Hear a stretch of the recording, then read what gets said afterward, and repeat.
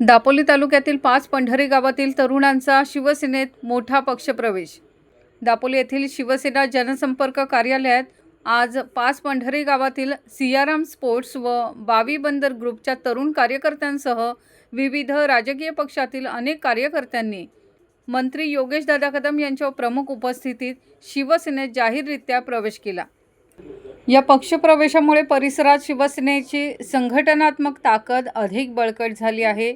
कार्यकर्त्यांनी उपमुख्यमंत्री एकनाथ शिंदे आणि मंत्री योगेशदादा कदम यांच्या माध्यमातून राबवलेल्या विकास कामांवर विश्वास व्यक्त करत गावाच्या विकासासाठी पक्षासोबत एकदिलाने काम करण्याचा निर्धार यावेळी व्यक्त केला। दरम्यान नव्याने पक्षात दाखल झालेल्या सर्व कार्यकर्त्यांचे मंत्री योगेशदादा कदम यांनी पक्षात स्वागत केले। तरुण कार्यकर्त्यांच्या सहभागामुळे पक्षाला नवी ऊर्जा मिळाली आहे।